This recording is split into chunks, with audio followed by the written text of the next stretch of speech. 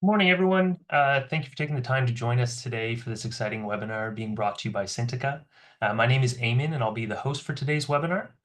Our webinar this morning is entitled The Paradigm Shift from Normoxia to Physoxia in Biomedical Research, and will be given by Dr. Krista Rantanen.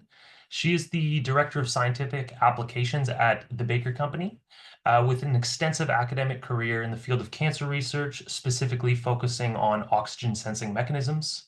She completed her PhD on prolyl hydroxylase function in cancer, and subsequently has been a part of starting a biomedical engineering company and a postdoctoral fellowship studying renal cancer. In 2018, she joined the Baker Company as their Director of Scientific Applications and has been in this global role since 2022. She was also invited to be a visiting scientist in the research group of Nobel laureate Sir Peter Ratcliffe at the Francis Crick Institute in London, UK, where she's continued her research on oxygen sensing mechanisms. Dr. Rantanen is also the lead of the Global Science for Science Initiative HYPOX EU, which is the Society for Oxygen Biology Research, supporting the work of thousands of scientists in the field. So before we begin today, I'd like to mention briefly a few housekeeping items. We do anticipate the presentation to be about 45 minutes, which should leave us some time for questions at the end. Please submit any questions that you do have in the Q&A dialog box throughout the presentation, and we will go through them at the end. We will also create a transcript of the questions that we do answer during the session, as well as any that we may not have time to address. And the transcript will be made available to everyone afterwards. Please also note that we are recording today's session, so if for any reason you lose connection or can't hear everything clearly, you'll have access to that video file to review later. And without further ado, I'm pleased to turn this over to Dr. Rantanen for today's webinar. Thank you so very much. Thank you. And hi, everyone. Glad to see all of you there. I'm just going to start sharing my screen as it is customary to do in these things, isn't it? And just please even confirm that you can see the slide, please. Yes, that's coming. Yeah, that's important. Yes, thank you. Thank you so very much for the introduction. Indeed, my name is Krista. I'm massively happy to be here today, coming to you live from Finland, by the way. So wherever you are, I'm kind of far away too. So here we are together. So today's talk is about paradigm shift that I kind of want to take all you on board, and hopefully in the end of the talk, everybody will go, yeah, that totally makes sense. And I'm going to shift the gear of my science or whatever it is, if you do clinical work or whatever. So you're going to think, yeah, absolutely fantastic. However, though, this talk doesn't start with science at all. In fact, it starts with something way more important that I feel that needs to be in life, and that's passion. So I have a passion. My passion number one is this. It's a horse. it's riding. It's horseback riding. It's show jumping, and it gives me much pleasure. I'm usually super happy when I do this, but unfortunately this passion sometimes leaves me a bit sad, like in this photo with all the flowers and everything, but clearly everything didn't go to plan. And therefore I have another passion, and I have to say it's far more exciting. It gives me bigger adrenaline rush than jumping over those colorful poles ever would, and it is this one. To be specific, it's this one. And as you can see, that never fails. This science and this study of oxygen always keeps me happy and dancing even in some occasions, as in this last slide. So passion is important. And why is it important in science? Because, well, the thing is, there are different kinds of scientists. You know, there is the scientist, the normal scientist, and this is of course a person who works in science and reads scientific literature, as scientists do. This scientist does experiments and produces data, and that's it. Then there are good scientists, and they differ from the scientists in a way that they do have that passion for science.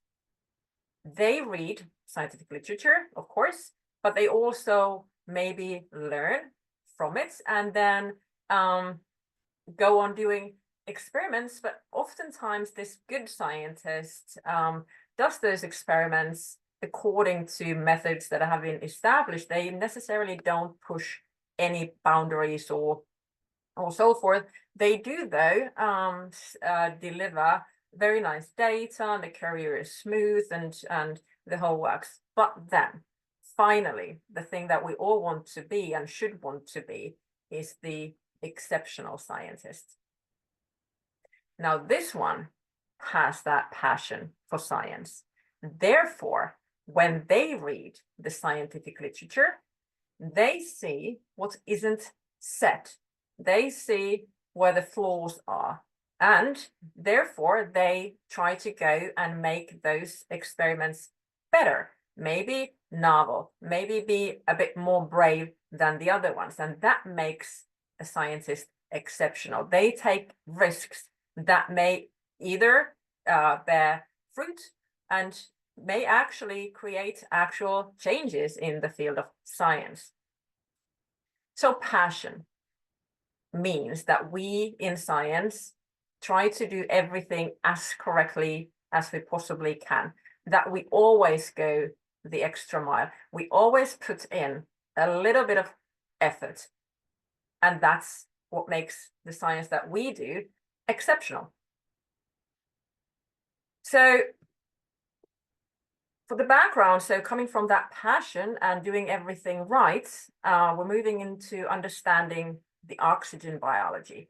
And why I speak about science and doing everything right is that this is one of the concepts in biomedical research that it gets often overlooked. And therefore, I want to take you to the very foundation, if you may, of why we do biomedical research. Well, we try to understand biology, of course, and this we want to do it because we want to maybe, or at the end of the day, cure a disease. And the only way that we can understand biology is that we fully mimic the conditions and components of those conditions that we want to understand, which is the cells and tissues and the interactions with each other and also with the surroundings. Now, the surroundings, that's what we talk about here today, is oxygen. And of course, this is why it often gets overlooked, because oxygen is everywhere, obviously, we know this. And that's great, that's good. But there is a problem. And the problem is, believe you me, these two little dots. These dots are the electrons on the outer shell of oxygen. The problem is that this doesn't fulfill the octet rule, which makes oxygen very, very reactive. We know this because oxygen causes explosions, or combustion engine is based on oxygen, or rusting is based on oxygen's activity. It is very, very reactive because of this structure.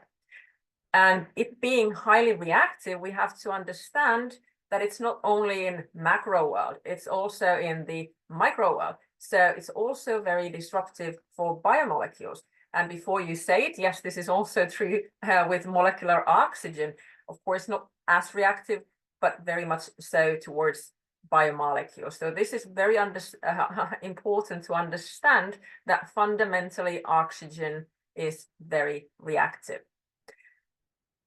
So the oxygen in the air, as we know, is about 21%. And we breathe, it goes in, right? But then as soon as oxygen faces lung epithelia, there are barriers, the cell walls and tissues and fluids, and oxygen by nature has very short diffusion distance. Therefore, this means that cells and biomolecules are used to having very little oxygen, which means something way lower than 21%. And when we often grow cells in our incubators in the lab, there we go. We grow cells in ambient oxygen, that said 21, which means that we oftentimes subject our study materials to chronically unphysiological high oxygen concentration, which means that there are massive alterations and transient alterations in the oxygen level that the cells see.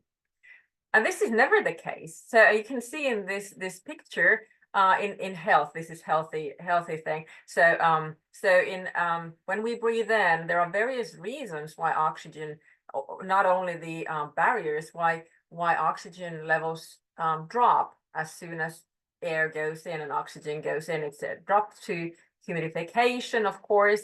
It mixes with exhaled air. It goes through alveoli and arterial and into tissues and all the way to mitochondria, where we actually have much less than 1% of oxygen. So naturally, what we do at 21% wouldn't be the optimal. So to make it easier to follow this talk, and maybe also for reading literature, just going over the basic terminology, often kind of misused in the literature. So we often see this term normoxia, and it sounds like something is normal, but it refers to atmospheric oxygen content, which is that 21%.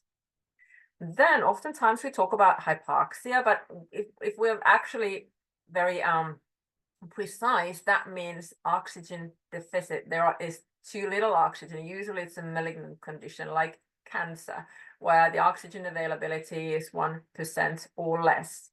So what we like to talk about is something called Physoxia. And if you remember nothing else from this talk, just remember the word Physoxia. That is the only biological relevant oxygen concentration in tissues. Okay. And in human tissues, this is not a one number, but it's various levels. So like said, this ambient oxygen of 21 is never seen in the body. Brain maybe 4%, 5% in the lungs, somewhere around 9% in the kidneys, but nowhere ever cells see 21% of oxygen, except in your incubator in the lab. Does it matter? Well, science says it does. We have a lot of evidence. We know about transcriptional cascades that are regulated by oxygen. So everybody knows about HIF. We have KDMs. We have TED enzymes. Everything regulated by oxygen levels.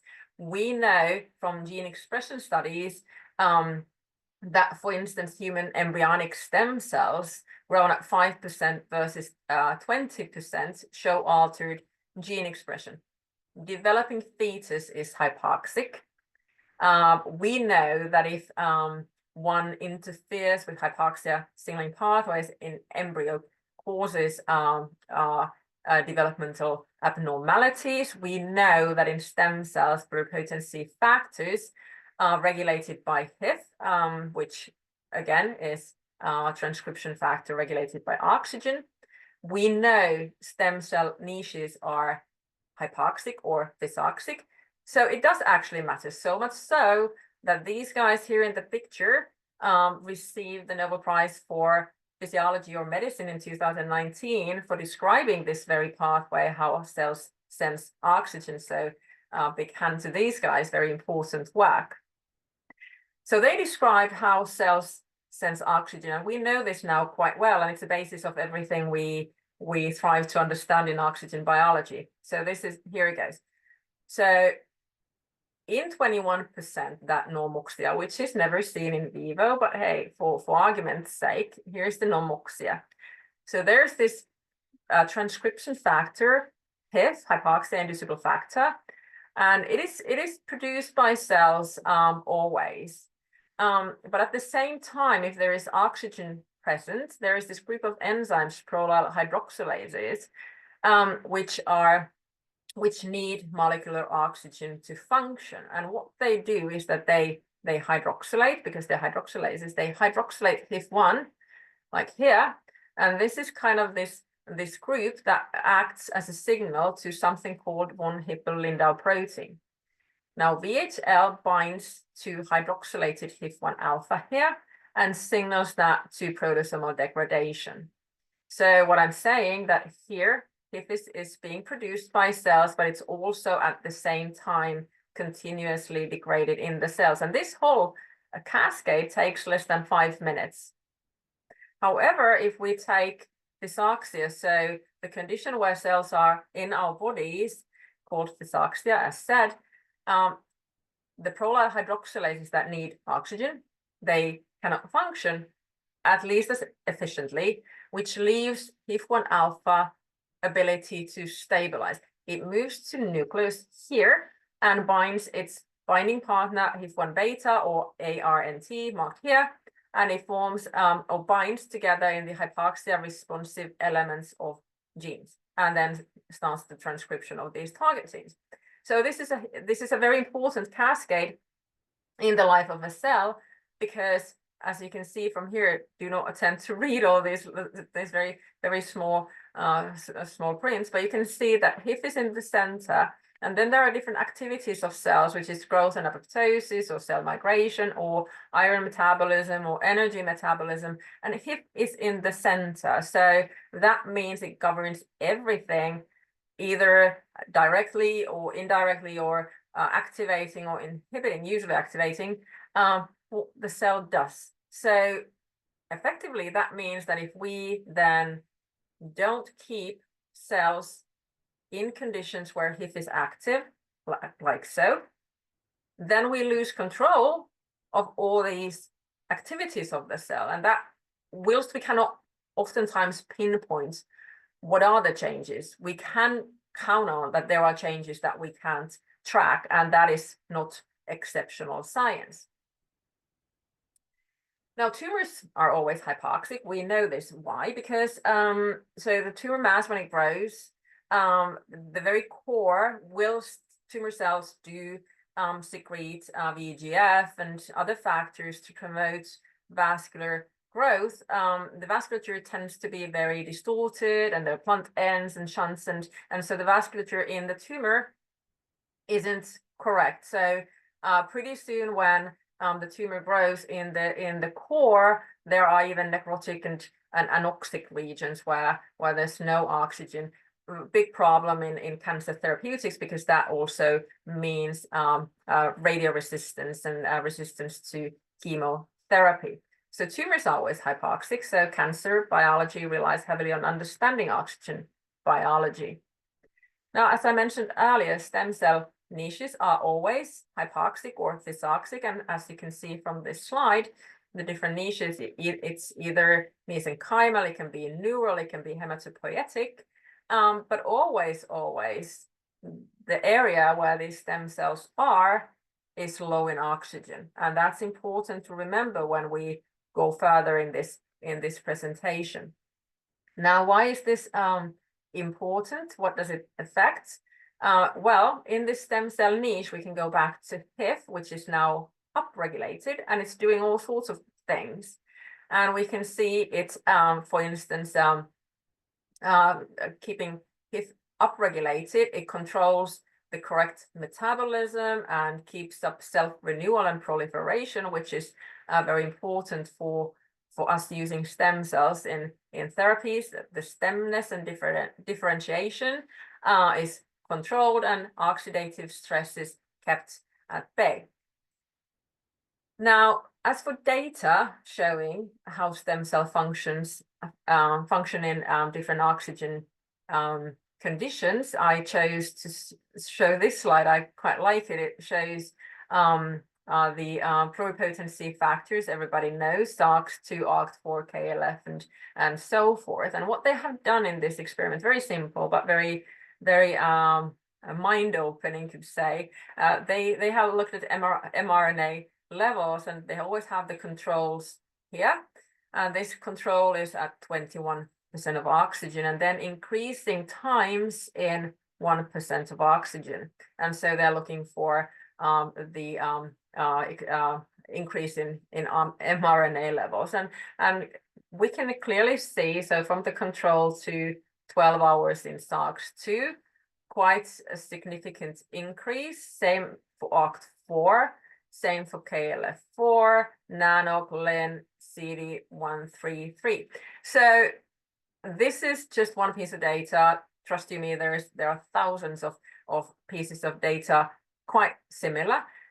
But what it means is that when we work with stem cells, as oftentimes is the case, for instance, in orthopedic research and so forth, stemness and pluripotency are maintained only in these low oxygen conditions, these physiological oxygen conditions. So if we use stem cells that we grow in 21%, they're not stem cells anymore. They don't even express the pluripotency factors, which we use for determining whether they are functional or not. So I want to talk a little bit more about osteoarthritis, because of course we in this audience you would know a very common chronic disease, and very painful, and probably increasing as people get older and heavier, and for all sorts of reasons. Of course, other reasons also exist, but a very important socio-economic burden in many regions. And why I want to talk about osteoarthritis is it's quite interesting relationship with hypoxia, which is often overlooked. So hypoxia, so the joint tissues is a feature of osteoarthritis. And what happens is, for those in the audience that may not be in the field, so of course we have bone and we have cartilage, and what happens is that the cartilage actually is destroyed, and then it gets thinner. And of course, then the destroyed ends, when they rub together, then that further induces inflammation and pain, and at the end of the day, it leads to the need of actual surgical operations. Now, articular cartilage, of course, is the smooth tissue at the end of the bones.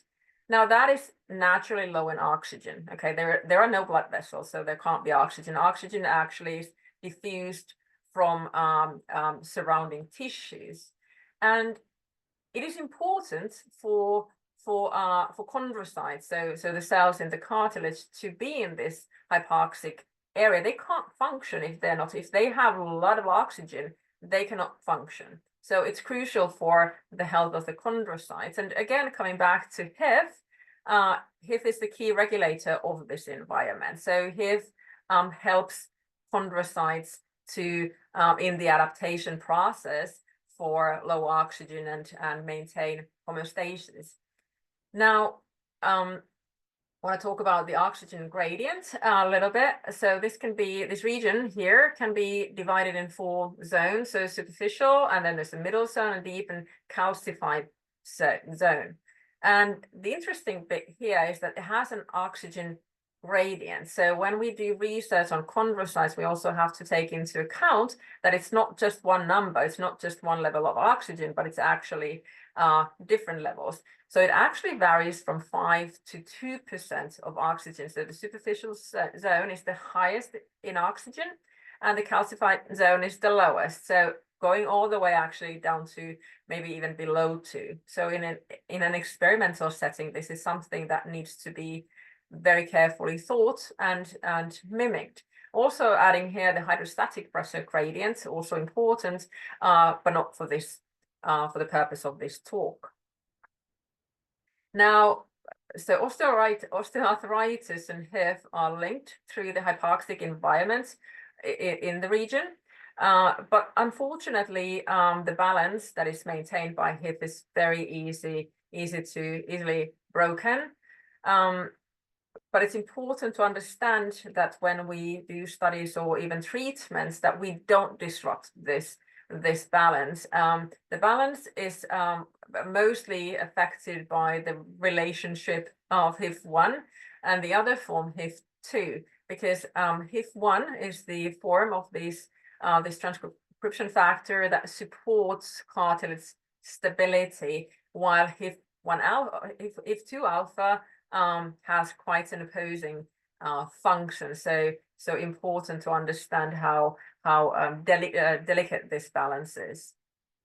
And then that is because if we have the oxygen concentration wrong, and therefore HIF1 activity wrong, therefore HIF2 activity wrong, that can lead to the progression of OA, and also has indicated a lot of studies nowadays coming out suggesting that HIFs are a very good target indeed for new treatments, and the suggestions have been to use HIF stabilizing drugs or hypoxia mimics to manage OA.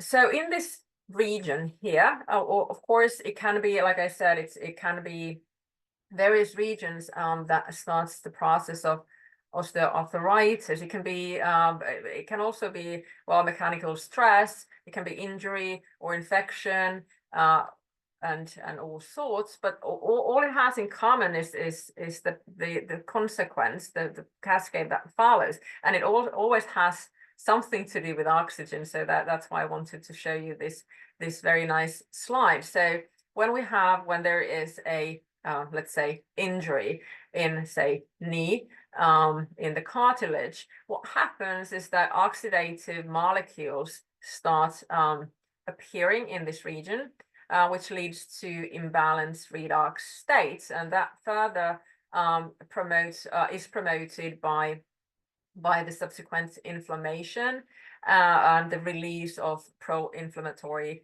mediators, nitric oxide. It also downregulates HIF1, which, as mentioned earlier, is a crucial stabilizer of the whole cartilage. And that might lead to de-differentiated chondrocytes and progression even after the inflammation has been taken care of. And the problem here is that this, like said, causes a lot of unnecessary needs to operate, and then the duration, the healing process, and complications from that is a serious problem in many healthcare systems. So in orthopedic research, so how does hypoxia then what happens? Is there a role? So in cell function, yes, hypoxia and hyperoxia, both, so too little or too much, impairs the activity and viability of those cells and chondrocytes in the joint. When we think about tissue engineering and regeneration, those stem cells that I already mentioned, for stem cells to differentiate into bone or cartilage cells doesn't happen in high oxygen. It requires a precise oxygen level. And indeed, while the process might go on, the differentiation and function of those cartilage cells isn't what is physiologically seen. Also in tissue engineering, hypoxia is important when thinking about scaffolds and the scaffold integration. That means that when we seed cells, they need Physoxia so that the integration is proper and the regenerated tissue actually functions as it should. And then in the following, wound healing and repair, oxygen has a big role. And taking a bit deeper look into that statement. So how does oxygen regulate chondrogenesis? When we start from MSCs, so mesenchymal stem cells here, we have a physoxic condition and MSCs here, and we want to promote chondrogenesis. But what happens in physoxic conditions is this HIF upregulation, but also P38 or MAP kinase promotes, therefore, them both, the synthesis of collagen 2 and aggregan and SOX9, which promotes chondrogenesis. Also, on the other side, using physiological oxygen levels, we can stop terminal, the hypertrophic chondrocyte formation, which often needs to be regulated. That can cause problems. So physiological conditions of oxygen block SMAD6 and collagen 10 and RUNX and activates HDAC4, for instance, and that then blocks terminal differentiation. So this goes to show that on both sides, it can be either promotion or inhibition, promotion of desired outcomes or inhibition of undesired outcomes. At this point, we're going to take poll questions, and we want to hear what your how you work. Okay, here you go, Ewan.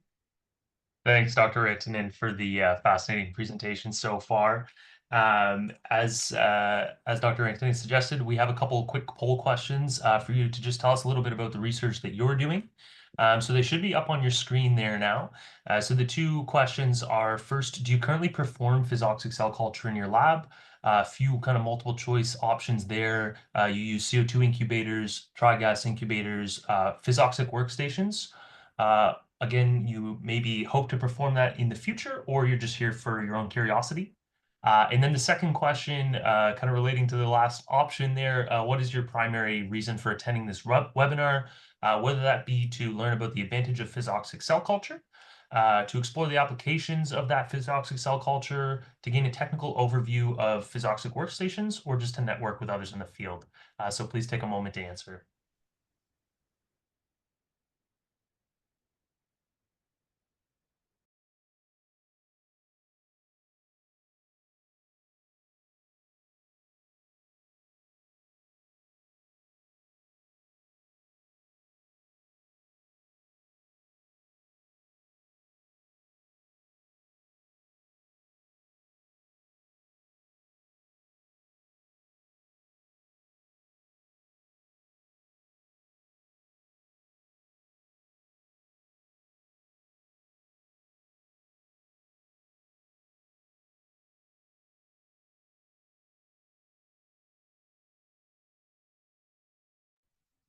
Kind of unmute myself. Thank you all very much for taking the time to tell us a little bit more about yourselves. And now I'll just turn it back over to Dr. Rittinen. And here I am, I think. I'm just gonna put that one away. You are. There we are. Okay. So we're changing gear a little bit. So that was the science bit, and it makes sense. I hope it makes sense. But the thing is, this is not new information. Everybody has, well, science has known for quite a number of years now that it would be better to do experiments in physiological oxygen conditions. That's not new. But then why hasn't it happened so that everybody would be doing it all the time? And when I present this data that I have shown you today, I feel that it should be a wake-up call for the paradigm shift, as mentioned in the title, that we should start using and paying more attention to the oxygen levels where we treat our study materials in research and in pharma. Magically, pharma doesn't very very deeply do this either. So it should be a wake-up call. But then why don't we? And I've actually thought a lot about this thing, and I think it's a psychological problem. Because we as scientists, and now I say we because I'm a scientist, I have my background heavily in academia. So we as scientists, we want to stick with the same old. We want to do things the way they have always been done because our postdoc told us so. Okay. But why? I mean, we could just, read the literature and believe and see that this might be the wrong way. But the thing is that everybody wants to, like said here, everybody wants to renew, but nobody wants to change. It's really hard to change. It is easier to do things the way they have always been done, because then we don't need to challenge the thinking or the thinkers, the people who kind of lead the way. And it is kind of safer to be mediocre, not to be the exceptional scientist, but a little bit mediocre. And maybe one of the biggest problems is none of those four above, but the assumed savings. We have this thing that we think that because we have already invested so much into this research, doing things the way we have always done it, then it's better to just continue that way. And it has a term from business side of life. It's called sunk cost fallacy. And what that means is that we as people, we have this tendency to stay in the course of action, even though we have proven to be maybe wrong, and it would be beneficial to change our thinking. And it happens because people are not rational decision makers. We buy cars based on color. We stay in relationships based on God knows why, but it's just safer. We are not rational. We are influenced by emotions. Everybody knows this, and we kind of think that what we have committed to previously has to be the way we always do things, and it is a vicious circle. We will never probably improve our science or the car or the relationship. So when we translate this very philosophical thinking into science and oxygen biology, we know for a fact that cells and biomolecules never see 21% of oxygen. We know that they are harmed by 21% of oxygen. But we continue growing cells in those incubators because that's how things have always been done. It has always worked. The cells grow, drugs are made, they function, all sorts. And we just feel that starting everything again in Physoxia is just so tedious. But then the risk, which can and does come true, is that the results that we obtain are misrepresenting the in vivo situation. And so if we don't have translatability, reproducibility of our scientific data, then that's money wasted, time wasted, and we don't get those to develop those cures that we desired. So I argue that the sunk cost fallacy is the reason why most biomedical research is still done at 21% of oxygen. But then again, you guys are here, I'm here, and making a paradigm shift needs exceptional thinking and exceptional scientists. So in summary, what I have said so far is that I have shown that physiological oxygen level is something else, something way below than 21% of oxygen, that cells never see 21% of oxygen. That's way too much. I showed that one. We have gone over that in this particular topic of osteoarthritis and chondrocytes and how chondrocytes live and thrive. The region is low in oxygen, 5 to 1%, 5 to 2% in the different zones. So if one studies chondrocytes, you cannot grow them at 21% of oxygen.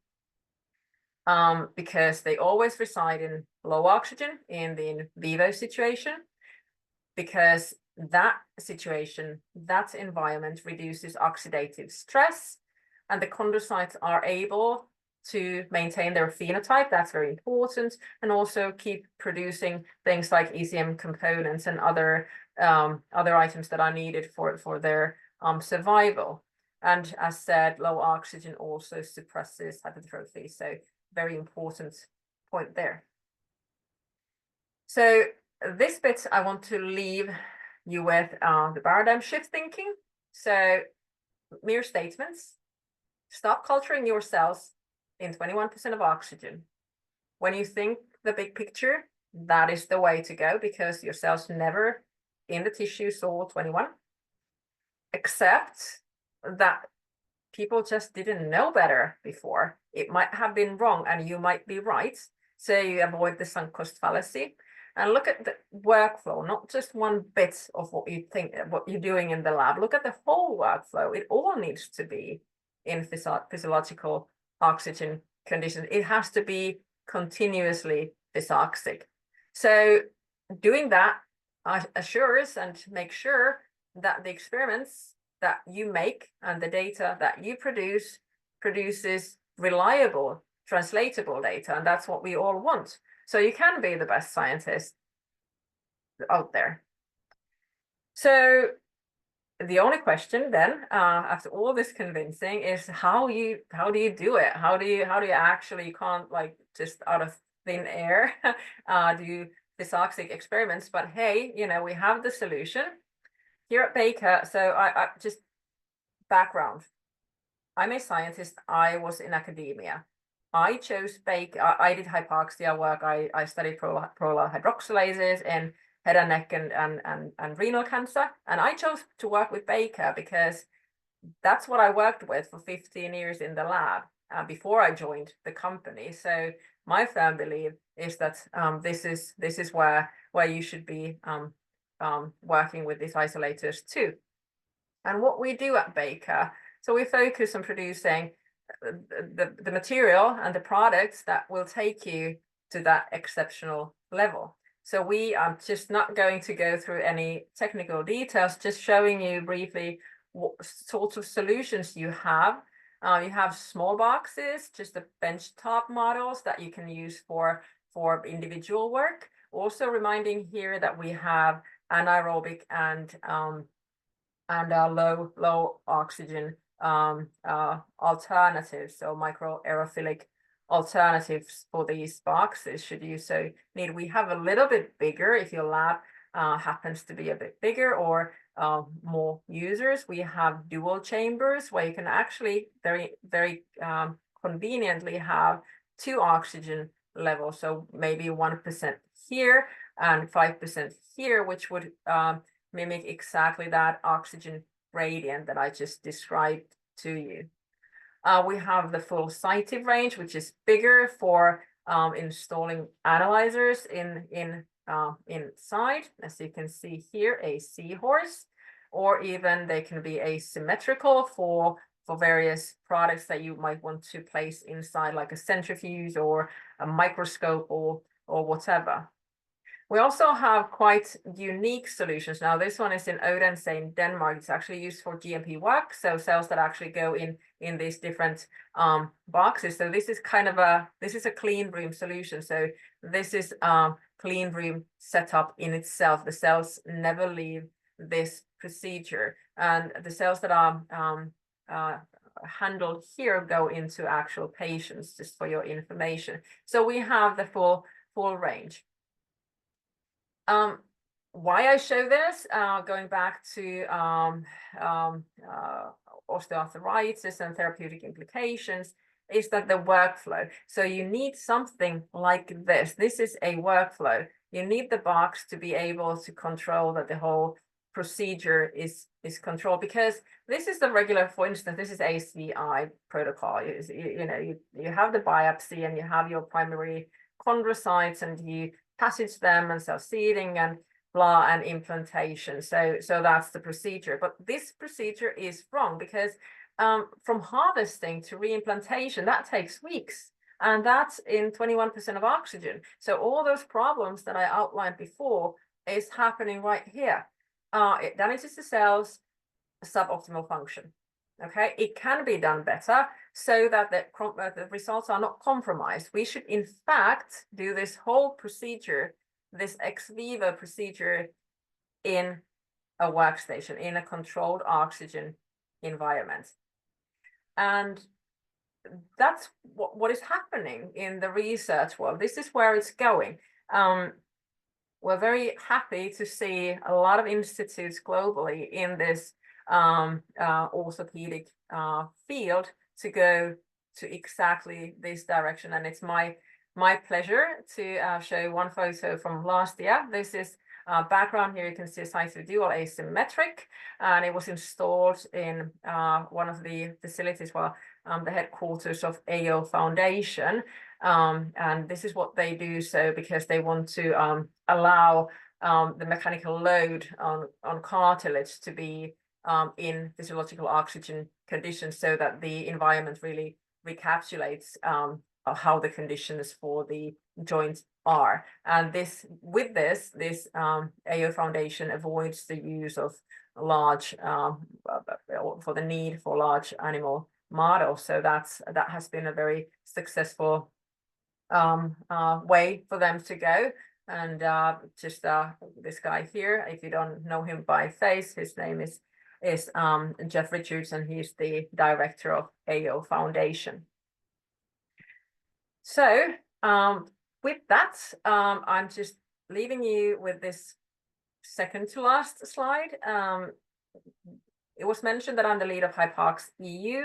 That's a hypoxia biology or oxygen biology community here in Europe, about 1,000 members. We organize webinars and also face-to-face meetings, all without cost. So we have sponsors. We just want to promote oxygen biology throughout different fields. And my good news to you is that we are going to have Hypox Americas coming soon in 2025. And with that, I thank the audience for attention, and anything you have Q&A, I'm happy to answer. Thank you. Excellent. Thank you very much for the insightful presentation. So we did have a few questions throughout the presentation that we'll go through here now. And if you guys have any remaining questions, feel free to drop those in the Q&A box. So Dr. Rantanen, the first question is, if and what is the role of hypoxia in knee exercise? So, of course, exercise creates hypoxic conditions. And that is needed because that increases, for instance, HIF, which is again needed for the metabolism of chondrocytes, for instance. So for knee particularly, so that is a very cartilage-rich region. The benefit would, so the benefit would be that you actually have, well, that's needed. It's a physiological condition. The HIF upregulation is needed in that region for proper function of the cells. So maybe that answers the question. Thank you. Next question is, changes in O2 within our body are often linked to changes in pH, which is, of course, a strong modulator of cell functions. So how do you differentiate between the two in under real-life conditions? I take that means when we do experimental models, maybe in cell culture. So the thing is, I showed hydrostatic pressure in one of those slides, exactly because I wanted to emphasize or suggest or remind that hypoxia isn't the only feature or component of different regions in the body, and pH is certainly one. There's a relationship of or oxygen to the pH, and of course, then if oxygen levels are wrong, then also the pH tends to change. We see this in cell culture in regular incubators, but of course that's why we have the media that reacts. But then the thing is, we can never in experimental setup, we can never control fully all the components, no matter how we try. So it just has to be a differentiating exercise. We have to change one thing at one time. We have to keep the others stable, for instance, pH, as opposed to changing oxygen levels to see what effect comes from which one. That is the closest that we can ever get in a lab setting where we try to mimic these conditions. Perfect, thank you. And one just came in, kind of a follow-up to the initial question on knee exercise. So does exercise itself actually promote hypoxia in the tissue? So yes, well, so if you exercise heavily, yes, it does. It does cause hypoxic conditions. It's a bit different though. That's why I'm kind of like hesitating in my answer. That's a bit different though, exercise-based hypoxia, because for instance, the responses or the regulation in cells isn't necessarily transcriptional via HIF. It needs to be through a carotid body, because it's the one that reacts the quickest. But yes, so exercise actually, heavy exercise causes hypoxic conditions in tissues. Yes. Excellent. Next question is, what is the role of PGE2 in osteoarthritis? That's a good one. I haven't looked into that one. As I recall, there was a recent paper last year. Maybe it was in Nature even, but for the life of me, I can't recall. So sorry about. I can't answer that one. I do remember the recent paper though. Can't even remember who it was by. But anyways. Awesome, thank you. Um, Next question was, how do you avoid the oxygen levels dropping in hypoxic conditions? I assume this is more addressed towards the equipment. Can you repeat that one? How do you How do you avoid the oxygen levels dropping during like in your hypoxic conditions that you're creating for the experiment? in so how the workstation that would go into the function of the workstation. So the workstation maintains, it has oxygen sensors, it maintains the whatever desired oxygen level you have at 0.1 increments. So it's very precise. Yeah, so that's how you avoid it. The thing is, you can't, that's why we talk about the need for specific tools, because it's not something that you can quite easily do. For instance, when you use tri-gas, that is exactly what happens. Perhaps the question refers to that one. There is a drop in, well, there's an increase in oxygen because of the closing and opening of the door. And this is definitely avoided by using the workstations, which are tight and you can only enter via glove ports. So that would control, but the workstation itself through the oxygen sensing sensors controls the interior, also humidity and CO2. So it's a full incubator. It's not just only oxygen control, it's a full incubator, but with oxygen control. Excellent. Thank you. Um, Next question is, how would you navigate the difference between physiological and pathophysiological oxygen conditions? So an example was given in differentiating between healthy HIF stabilization in the lung at 5.6% versus HIF stabilization due to lung infection or injury leading to lower oxygen concentrations. That is a very good question indeed. And the answer would be very long. So HIF is not the only, yeah. So when I say that this is how a HIF stabilizes, it stabilizes at low oxygen and it keeps on going, and it keeps then the transcription of the target genes. That is not precisely the entire truth. Unfortunately, there are, of course, in biology always there are other things. So the HIF stabilization tends to fade away at certain points, and some in when that hypoxia is prolonged. In a situation where, so the question, come again with the question, the start beginning of the question. How do we navigate the difference between physiological versus Yeah, pathophysiological yeah. oxygen? Okay. Yeah. So when it's pathological, so whatever the reason is for that pathological hypoxia, it tends to, for instance, in cancer, comes from the increase in cell number and the change in metabolism and the navigating. So if you want to compare, maybe navigating that's a good question. So I suppose many times when people say, what levels of oxygen should we use then?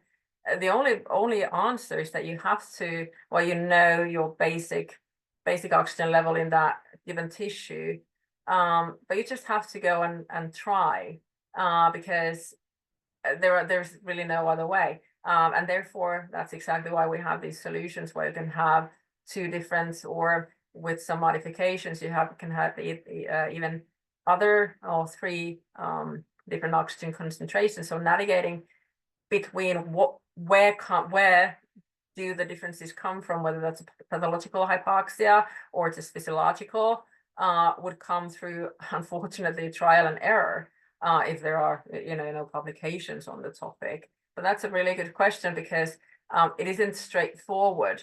Not all hypoxia is bad, but not all hypoxia is good either. So yeah, that's very correct, and good question. Good question. Thank you for the comprehensive answer. I'm going to sort of compound a couple questions that are in here because I think they're related. Going back to the original question about how we maintain that environment within the workstations, there was a similar question asked on the opinion to do for tri-gas incubators versus workstations. And finally, somebody noted that the oxygens are, of course, or pardon me, the cells are, of course, consuming oxygen. So how is that counteracted by the workstations as well? Yeah, so it doesn't counteract in any way. But what we do is that we measure the oxygen concentration on the cell level, so we can do that. We can measure oxygen consumption rate. You're very right. When cells grow, they consume more oxygen, and indeed, when we have cells in the workstation or wherever, we have media on top, which let's say 2 milliliters. So going oxygen to go through that, and then the cells using the oxygen from the media given by the atmosphere. That is one of the trickiest, that is the biggest challenge probably technically for a cell culture, well, the researcher to determine. But how we do it is that we just measure. We have systems in place that we can utilize just a continuous oxygen consumption rate measurement. So we get continuous data on how the cells are doing, and we can determine what the level of oxygen is on the cells, not just the workstation environment. But you're very right, it doesn't control it, and then how active the cells are, what phase are they in, what kinds of cells, all those can change or do change the oxygen level they have available. So indeed, that is, but it can be monitored. And interestingly, what we can also monitor when if you add drugs or compounds or whatever on the cells, we can then subsequently monitor that oxygen consumption rate and metabolism that is affected by those additions. And it's very interesting work, but certainly one of the biggest challenges technically in this field. Perfect. Thank you very much. So just in the interest of time, we're going to wrap things up here. So as mentioned at the start of the webinar, any questions that are outstanding that we didn't get to, we will answer in the written transcript, and we'll work to get that out to everyone over the next few days with Dr. Rantanen's help. So finally, I'd just like to thank Dr. Rantanen again for her presentation today, as well to all of you for taking the time. I trust that we've been able to provide you with some relevant information for the studies you're conducting back in your own labs. And if in the days and weeks to come you have further questions about the work discussed today or questions about any of our equipment, including the Baker portfolio, I'd encourage you to reach out to us here at Syntica. There's our kind of general line on the screen here. And we'd be happy to discuss with you further. And we'd welcome that opportunity to discuss any specific research goals you may have, any particular questions about the equipment, that sort of thing. So thanks again for taking the time to attend our event, and we look forward to seeing you at a future Syntica event. Have a great day. Thank you.